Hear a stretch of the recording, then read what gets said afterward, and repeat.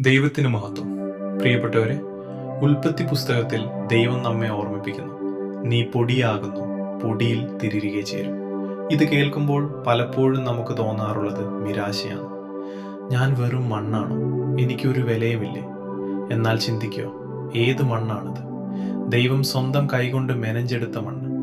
അവിടുന്ന് സ്വന്തം ജീവശ്വാസം നൽകി ഉയർപ്പിച്ചു തന്ന മണ്ണ്. വഴിയിൽ കിടക്കുന്ന വെറും പൊടിയല്ല നാം, മറിച്ച് ദൈവത്തിന്റെ വിരലടയാളം പതിഞ്ഞ അവിടുന്ന് വിലമതിക്കുന്ന സൃഷ്ടിയാണ്. നോമ്പുകാലം ഈ വലിയ സത്യം തിരിച്ചറിയാനുള്ള സമയമാണ്. നമ്മുടെ ബലഹീനതകൾ മണ്ണ് പോലെയാണെങ്കിലും ദൈവത്തിന്റെ സ്നേഹം നമ്മെ അമൂല്യരാക്കുന്നു. കുശവന്റെ കൈകളിലെ കളിമണ്ണ് പോലെ അവിടുത്തെ കരങ്ങളിൽ ഇരിക്കുമ്പോൾ ഈ പൊടി പോലും മനോഹരമായ പാത്രമായി മാറുന്നു. അതുകൊണ്ട് ഈ ദിവസം സ്വയം താഴ്ത്തിക്കൊണ്ട് നമുക്ക് പ്രാർത്ഥിക്കാം. കർത്താവെ, ഞാൻ നിന്റെ കൈകളിലെ മണ്ണാണ്, എന്നെ നിനക്കിഷ്ടമുള്ള രൂപമാക്കി മാറ്റണമേ. ദൈവം നിങ്ങളെ അനുഗ്രഹിക്കട്ടെ.